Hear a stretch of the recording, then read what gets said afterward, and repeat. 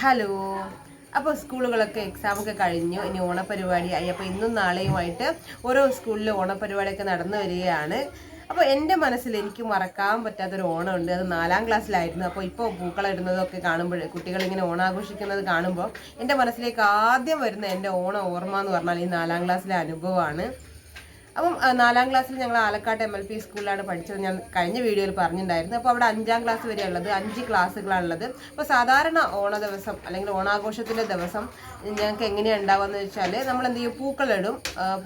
ഓരോ ക്ലാസ്സും മത്സരമായിരിക്കും പൂക്കളത്തിന്. അപ്പോൾ പൂക്കളം ഇട്ടതിന് ശേഷം നമ്മളെ ജഡ്ജ് വരും. പിന്നെ പൂക്കളം നമുക്ക് ഏതാണോ ഫസ്റ്റ് സെക്കൻഡ് എന്നൊക്കെ നോക്കാൻ വേണ്ടി ചില സമയത്ത് നമ്മുടെ സ്കൂളിലെ സാറ് തന്നെ ആയിരിക്കും, അല്ലെങ്കിൽ പുറത്തുനിന്ന് ആരെങ്കിലുമൊക്കെ ഉണ്ടാവും. അപ്പോൾ അങ്ങനെ അവരെന്ത് ചെയ്യും, ജഡ്ജസ് വന്നിട്ട് അതെന്ത് ചെയ്യും, നോക്കിയിട്ട് പോവും. അതിനുശേഷം നമ്മൾ സ്കൂൾ വിട്ടാൽ, നമ്മൾ ലോങ് ബെല്ലടിച്ചാൽ നമ്മൾ വളരെ സന്തോഷത്തിൽ ഈ പൂവൊക്കെ അങ്ങോട്ടും ഇങ്ങോട്ടൊക്കെ വാരി എറിഞ്ഞ് വളരെ സന്തോഷത്തിൽ നമ്മൾ വീട്ടിലേക്ക് പോകും. കാരണം 10 ദിവസം ഇനി വെക്കേഷനാണ്. അപ്പോൾ ആ ഒരു സന്തോഷം നമ്മൾ പ്രകടിപ്പിക്കുന്നത് ഈ പൂക്കളത്തിലുള്ള പൂവൊക്കെ വാരി അങ്ങോട്ടും ഇങ്ങോട്ടും എറിഞ്ഞിട്ടാണ്. അപ്പോൾ അങ്ങനെ ഞാൻ 4ാം ക്ലാസ് പഠിക്കുമ്പോൾ ഇതുപോലെ തന്നെ പൂക്കളമൊക്കെ ഇട്ടു എല്ലാവരും.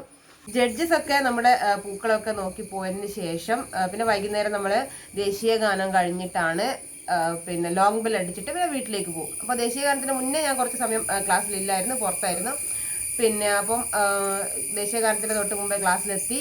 അപ്പം ദേശീയ ഗാനം ഇങ്ങനെ ജനഗണമന ഇങ്ങനെ ചൊല്ലുമ്പോൾ ഞാൻ ഇങ്ങനെ വെയിറ്റ് ചെയ്യുകയാണ്. എല്ലാവരും മേലും പൂവ് വാരി എറിയണം എന്നൊക്കെ വിചാരിച്ചിട്ട് ഇങ്ങനെ കഴിയാൻ വേണ്ടി വെയിറ്റ് ചെയ്തിരിക്കുകയായിരുന്നു.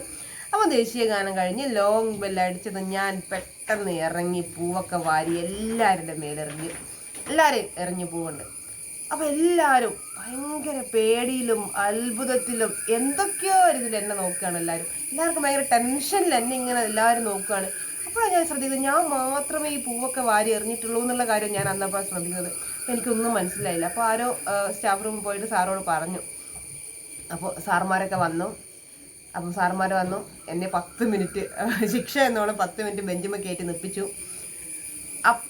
പിന്നെയാണ് എനിക്കതിൻ്റെ കാര്യം എന്താണെന്ന് മനസ്സിലായത്. എന്താണെന്ന് വെച്ചാൽ, ഇവർ പൂക്കളൊക്കെ കഴിഞ്ഞ് ജഡ്ജസൊക്കെ വന്ന് പോയതിന് ശേഷം സാർമാർ എല്ലാ ക്ലാസ്സിലും കയറി പറഞ്ഞിട്ടുണ്ടായിരുന്നു, നിങ്ങൾ പൂവൊന്നും ചെയ്യാൻ പാടില്ല, ഏതൊരു പത്രത്തിലേക്ക് അങ്ങനെ വേണ്ടിയിട്ടുള്ള ഫോട്ടോസ് എടുക്കാനുണ്ട്, പിന്നെ ഏതോ റിപ്പോർട്ട് അവർ വരും, അവർക്കെന്തോ ഫോട്ടോ എടുക്കണം എന്നൊക്കെ പറഞ്ഞിട്ട് ആരോടൊന്നും ചെയ്യരുതെന്നൊക്കെ പറഞ്ഞിട്ട് സാർമാർ പോയതാണ്.